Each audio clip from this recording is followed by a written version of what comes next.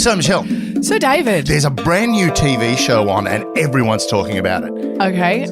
Beauty and the Geek. Correct, that's right. And there are so many spies in Beauty and the Geek. No, I'm not talking about Beauty and the Geek. I'm talking about this show on Channel 10 called Hunted. Oh, yes. I really enjoy the show. And it's actually rating very well. I think people are excited about It's it.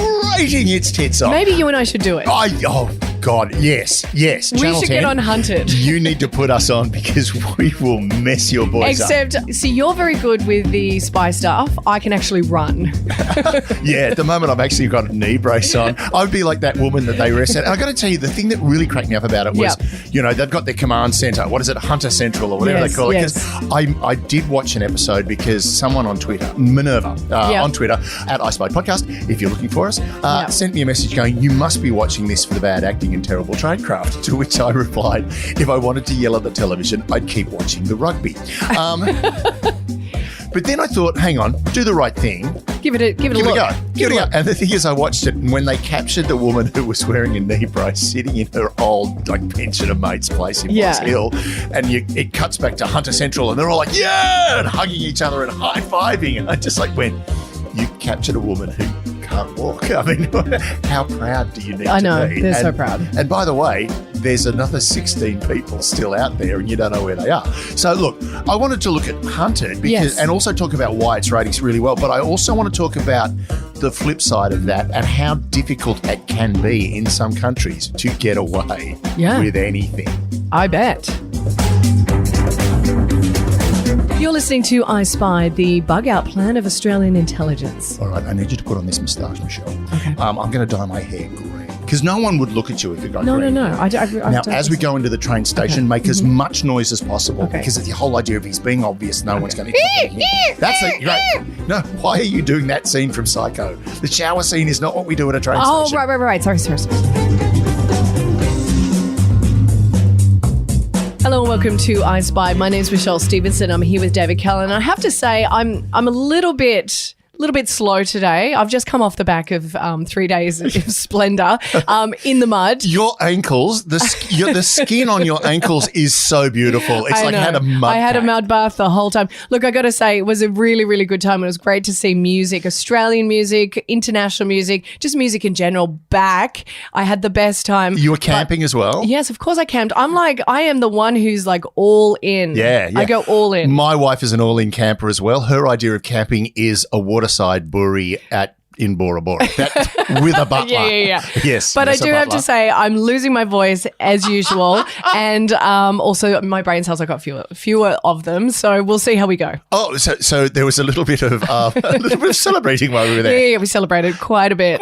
All right. So look, Hunted. Yes. Let's be perfectly honest. And there's been a lot of articles about this in the paper, but it's not very realistic. Right? Well, yeah, I figured it wasn't. I did watch a bit of it. I mean, I love the bit. There was the guy dressed as a priest and the girl dressed as a nun walking the dog with a frisbee because no one's going to notice us yet, but there's a cameraman with them. That's the bit I don't understand. You're walking around with a camera. Yeah.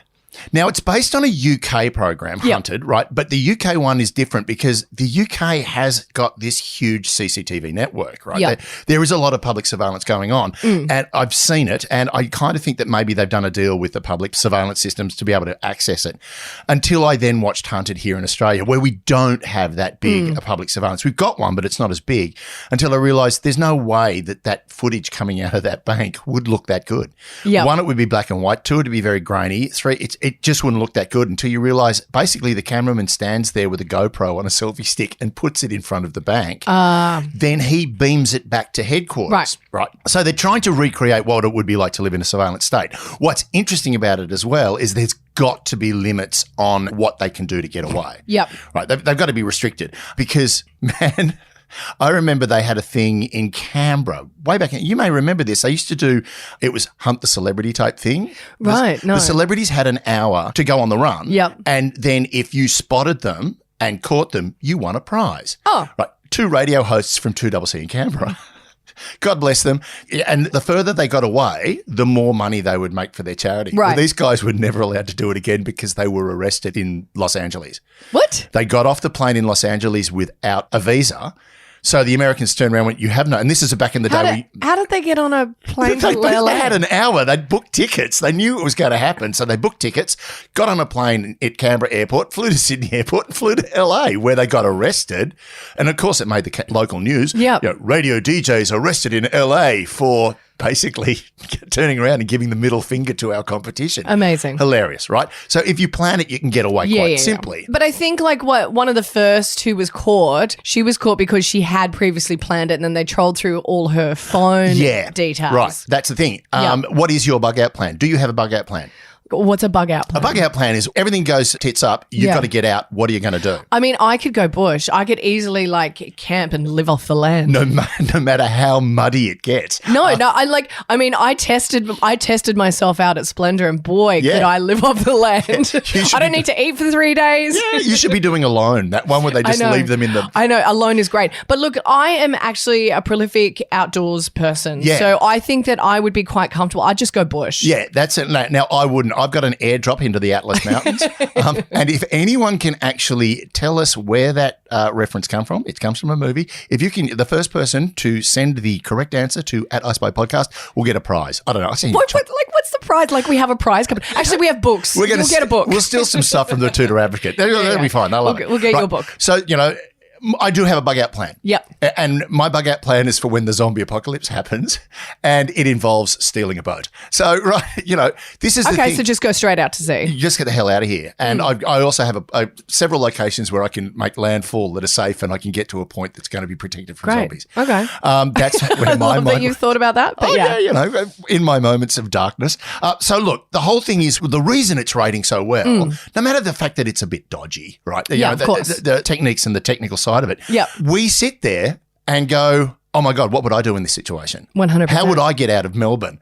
Which most people think when they go to Melbourne. No, I didn't. That's a joke. I love Melbourne. I love Melbourne. I really do. It is actually as soon as I land, I'm like, how do I get my way out of here? How do I get back to Sydney? I mean, it takes an hour to get to the airport, so you got to plan. Look, if you're trying to get to the airport in Melbourne, you're going to get caught. You really have to plan. See, one thing that I was really surprised at is nobody had a motor vehicle or a motorbike, 2 motorbikes or something, just secreted somewhere so they can just dirt bike. Boom and go. Well, I think that's the thing. You've got to I don't know how much of it you can plan ahead. If you could plan ahead, I would have a drop box with a tent and some protein bars. Oh, I'd have a shotgun and I'd have a sword. There is no zombies coming. Anyone chasing me is a zombie and dies. Right. So now the thing is, in Australia, I mean, there are examples. There was that terrible, the rape and murder of that young comedian in Melbourne. And the way they actually identified the murderer was they had CCTV footage from an op shop. So the camera was pointing at the door, but it runs 24 hours. And they had footage of her walking past and then footage of him walking past. Yeah. And that was, they went, hang on, who's that guy? He's involved. Right. Yeah, and that's how they caught the guy who also went after Jill Ma, who also in Melbourne, another woman who was raped and murdered. And I think CCTV really kind of comes into play here. Oh, and there's nothing wrong with CCTV as long as it's not being abused. Yes. Now, if you want a case of abuse, and this came from a drink I had the other day with a friend of mine who just had to have one of his mates from the UK. Yep. And we started talking about China. China have now got in their country, they're trialling it at the moment, and it's gaining ground. Yep. It's basically a social credit system. Right. So in the city of Rongchen, they're using facial recognition software combined with data mining, CCTV footage, and AI. Right. So they're letting AIs run this. Now, basically what happens is the social credit system is being run in a city called Rongcheng. Right. Now, in Rongcheng, you start with 1,000 points. Okay. Everyone's got 1,000 points. Okay. You do something good, so you donate blood, you get extra points. Okay. Right.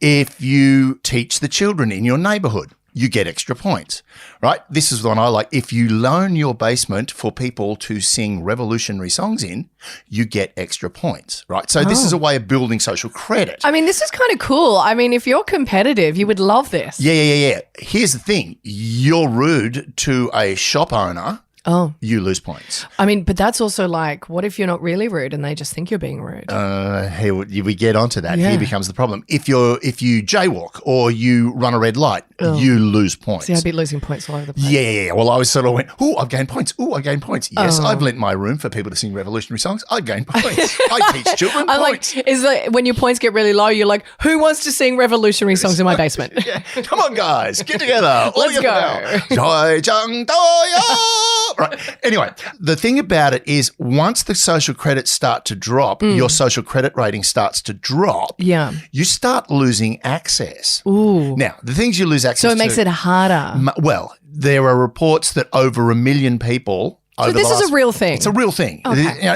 Everyone goes. The Chinese are funny. Yeah, but everyone goes. Black Mirror. Black Mirror. Black Mirror is a thing. Yeah, Black Mirror. The TV show Black Mirror had an episode about social credit. Yes. It was actually one of the ones they put a huge budget into because they went, hang on, this is actually going on. Let's do something about it. But it was all about how social media did it. This is actually AI's facial recognition software and CCTV footage with data mining, and it's doing it all. I'm so afraid right now. Over the last few years, over 1 million people have been denied access to flights and fast train tickets. Their internet has been slowed. Oh, my gosh. The other thing that's really important in this is WeChat.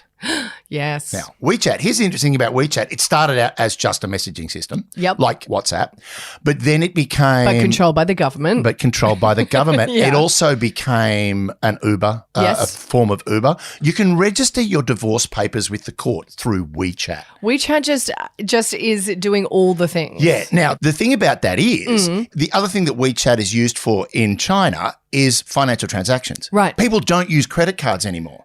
Yes, now, that's true. You load onto your WeChat. Yeah, you load onto your WeChat. Like we use our phones. I've got one card on my phone and that's just for emergencies. It's so funny when someone asks me for a card and I'm like, everything I have is on my phone. I've got my license. I've got my credit card. I've got my debit card. It's so bizarre when someone requires a physical card and I'm like, what you talking about, Liz? What? Yeah, I have a chip in my wrist. Yeah. Oh, well, that's fine. But like, I'll be okay with a chip. I'm like, the less stuff I have to carry around, the better. Exactly. That makes a total amount of sense. I get it entirely. Now, the thing with that is you are instantly putting every piece of information about you, every transaction you do, every person you speak to onto a cloud, into a server. But it already was. Yes, right. But there is a delay in it getting into the system when you're using more physical cards. The other thing that's really interesting, and I always got this, and we spoke about it in our episode about, what does my file say when people go, oh my God, I can't let ASIO know about me. And it's like, dude, you let the government know everything you've done with your money at the end of every financial year. It's called a tax return. Yeah, everyone knows what's going on. But the thing is, we don't get judged on it. Right. So I would. Now, the way it started out, this started back in the late 80s, early 90s. Right. As a way of creating financial credit for people in the rural area of China. So we're talking about the Chinese credit system. The Chinese credit system, right? So this all started back then. Yeah. Now, it was based on a system that was started, get this, in 221 BC. I mean, there is no doubt. The Chinese are all about control. It's not just about control. They play a freaking long game, right? Oh, yeah. They play their games are like 2,000 years long. Yeah. So they've got a financial credit system running. That is meant to help the rural Chinese while there is this massive capital growth in China, right? To make sure that there wasn't a complete disconnect between the rich and the poor. What happened was in comes a young bloke by the name of Xi Jinping. And everyone went, my God, this guy's going to totally reform everything. He's really, really progressive and everything. Oh, yeah, he's totally progressive, but he's also totally regressive. So he's gone back to a totalitarian state like Mao, but he's also looking to the future going, facial recognition software and there's an AI over there that can process all of this. It's so crazy because now he's just taking that kind of Maoist ideology and just beaming it into a new era. So technology is taking over and it's going to control the Chinese. Exactly. Now, as all of this technology came online, as computers came online, internet came online, all of these apps came online, everyone, like a lot of the sort of futurists were going, oh, this is going to free us all. No, it's not. It really is becoming a kind of 1984 thing. Now, in Australia, we don't have this issue. We don't have a form of social credit. We do have a form of credit rating. We're rated for credit financially. We also have a driving credit. Yep. How many points have you lost? Look, you know what? I went my whole life without losing a single point. And then in the span of like 3 months, I lost pretty much all of them. Exactly. And all it was I touched my mobile phone. That's 6 points right there. Yep. Just for touching it. Yep. Didn't use it, touched it, 6 points. I lost my license and had to go on that single license, provisionally license for 12 months. No, you loved it. Now, admittedly, when you turn off South Dowling Street onto Cleveland Street and go past Sydney Girls and Sydney Boys High School, you're always going 80 kilometres out and then you turn around, it's 50 kilometres. And if you go past 50, boom, it's a freaking speed camera. Yeah, there is. And I would, when you drive, and I go to Canberra quite a lot because my mum lives there and I like her. When you come back, you basically, the first traffic light you see after you leave Canberra is at South Dowling Street. Yeah. So you've been doing, 110. Speeding through until that point. And then suddenly you've got to go to 50. Boom, I kept getting pinged there. Done. So I'm down. I'm really low on points. And then there was a drop-off point in front of the school and a little alleyway. Oh, that's what I was going to say. You know how I lost points? And this is a weird one. I know we're digressing right now.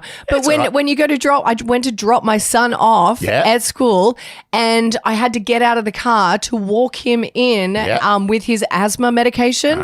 And they pinged me. And I lost points. And I was like, but my son, I'm walking him in. Nope, it's just a kiss and drop. And I'm like, how are you losing points? For that. Now, my wife complained because people kept pulling into the alley next door to the school and then stopping in the middle of the alley during school drop-off. So blocking everything, no one can move, and getting their kids out of the car and moving them in.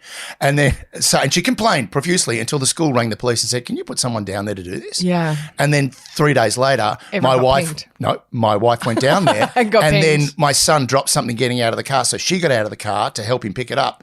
And got pinged. My name is the first one on the registration. So when the fine came through, my wife just went, we'll just pay that.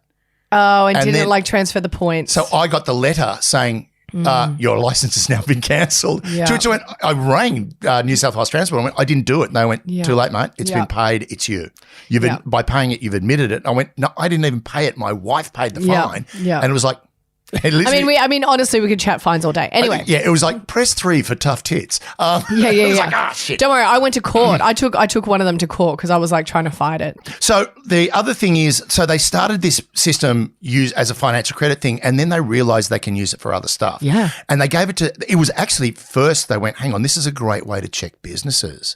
To make sure businesses behave themselves. So they gave it to a number of big corporations to utilise. One of them was a little thing called Didi Chujing.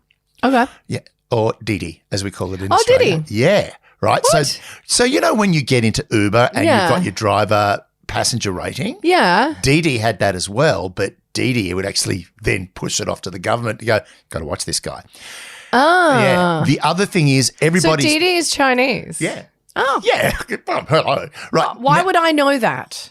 Because you should pay attention to everything. Don't you read the fine print? No. Well, to be honest, I don't use them because I can't be bothered. It's already too difficult to go between terms and conditions apply. Right. I know. Who reads the terms and conditions? I do.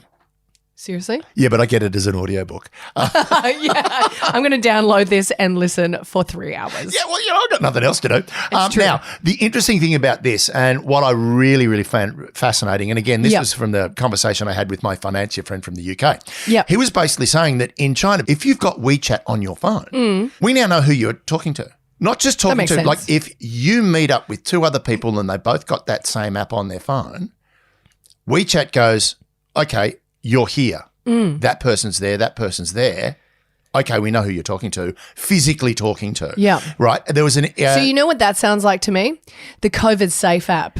Remember when the government wanted to introduce a COVID Safe app? Yeah. And they were making us do it. And I was like, you know what? Unsubscribe. I'm not doing this because that means the government will have access to way too much information. Yeah, never downloaded it. No, either did I. My wife kept saying it keeps flattening the battery on my phone. And I went, because your Bluetooth is running hot the entire time. But also the government knows where you are, who you're with, all of that information, and they should not know that. Actually, because Stuart Roberts was the minister in charge at the time, the government knew fuck all because it didn't work. It's the worst appage that we spent money on. When it comes to appability, it's not appable at all. Right, terrible app. Now, the thing is, a lot of people have started complaining that their stuff that they were sending out on WeChat was starting to be censored. Entire messages would go missing, words would be changed, stuff like that. And then it got down to a point where some people were discussing going to watch a poet. Yeah. Right. This is how revolutionary in Australia or America or England, you get a punk rock band to complain about the thing. In China, it's a poet. Right. So this poet was going to be doing poetry supporting the students in Hong Kong. Yep. These people never got to the poet because they were arrested on the way. Right. They were picked up and arrested for supporting a dissent. Yeah. So this is what's going on. This is how incredibly authoritarian, and this is beyond any other authoritarian regime. Yep. But they're actually using this as a really interesting tool in self-policing because they did a survey to say, well, how many people object to this? And a lot of people went, well, actually, it's probably a good thing that we keep an eye out for stuff like this. Yep. You can lose social points if your dog poos on the lawn of your neighbour. You can lose social points if you go for a walk with a dog without a leash. You can lose social points if your music is too loud on public transport. I mean, part of me likes the idea of this because I hate everyone. Boom. But part of me is also I would probably lose a shit ton of social points just breathing. No, yeah. Well, look, I'd probably be down to zero, and I wouldn't even be allowed to breathe. Right? It'd be like no oxygen for you. You're a pain in the ass. No. But there was one that if you really want to know how insidious this is becoming in China. Yeah.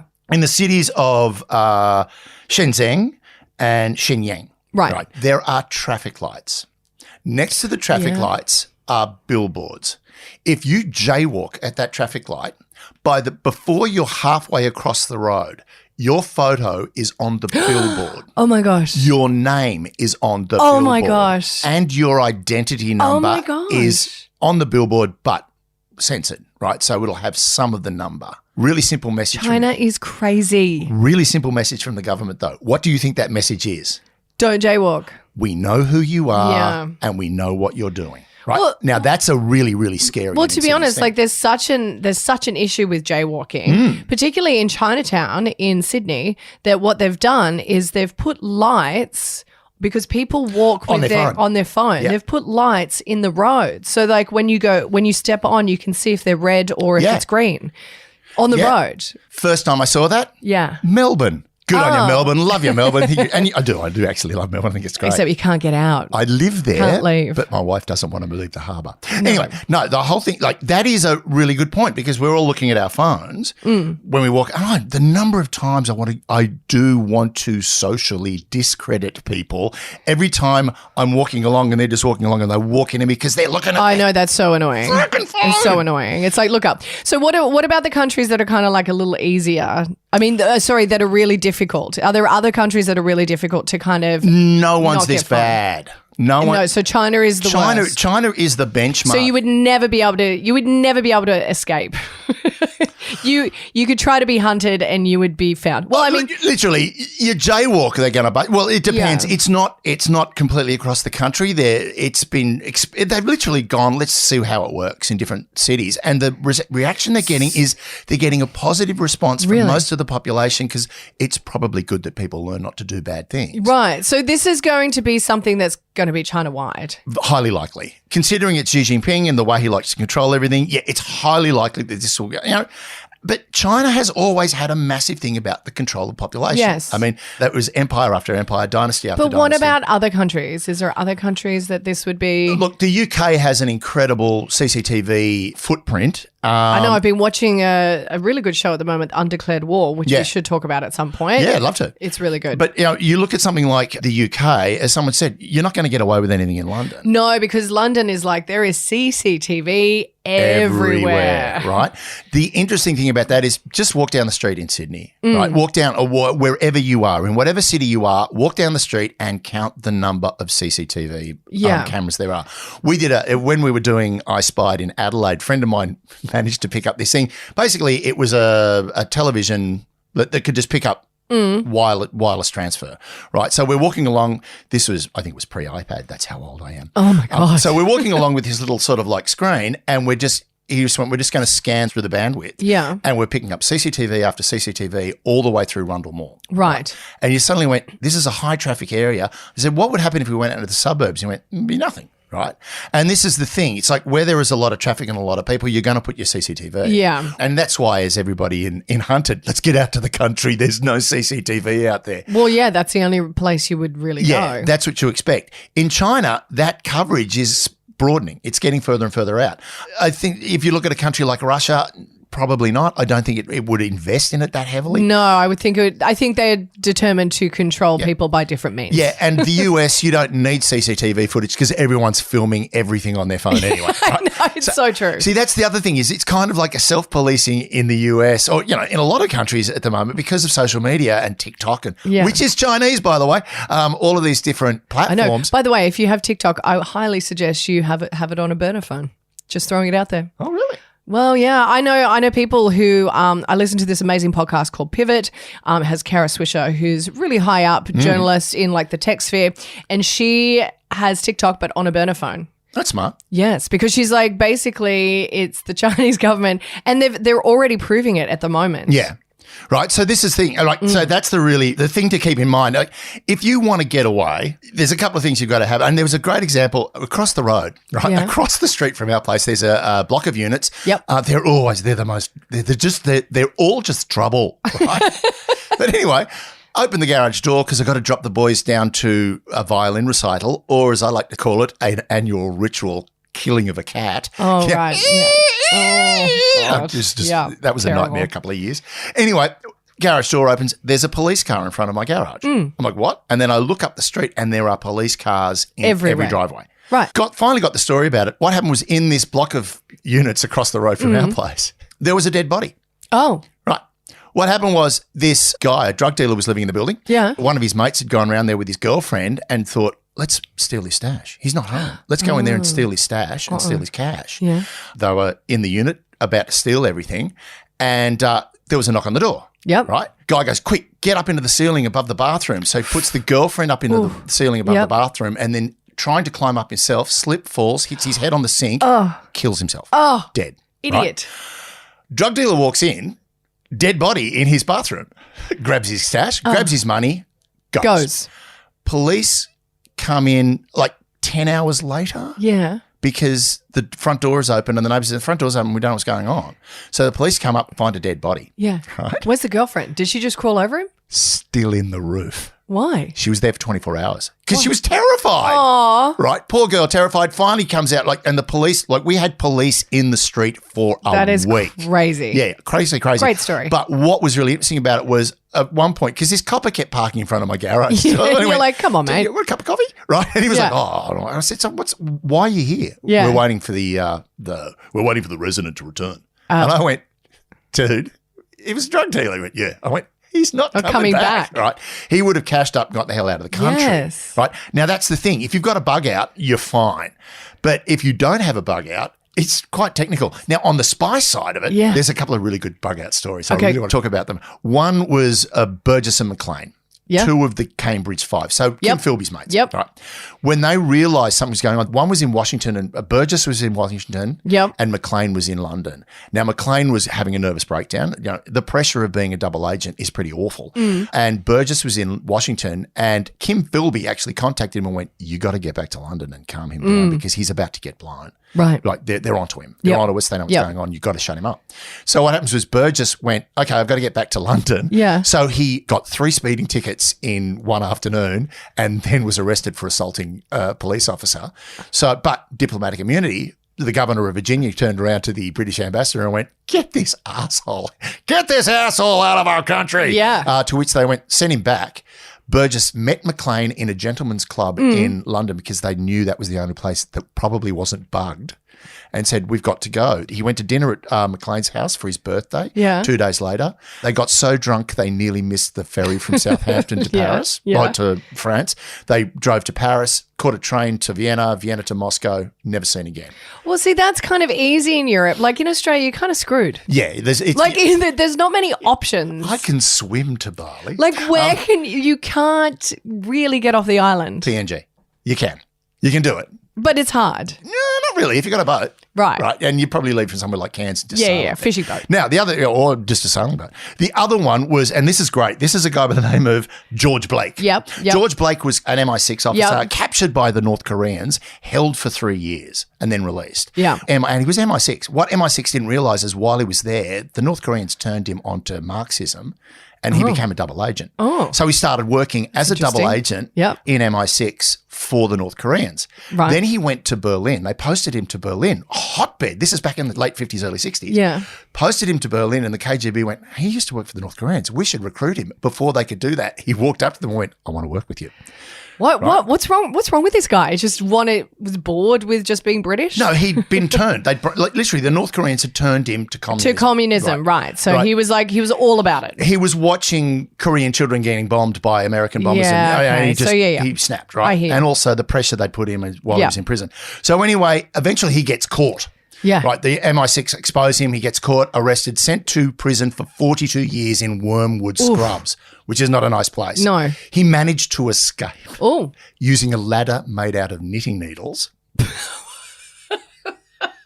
That's a visual. You wouldn't want to fall. Well, he knitted his way out. Yeah. Helped by a couple of inmates that had been released. They got him out, got into a car, broke his ankle on the way out, but got him into a car, got him to the ferry, got him to Paris, got him to Vienna, got him to Moscow. Wow. Right. So all you need is knitting needles. Knitting needles and you're safe. Great. Yeah.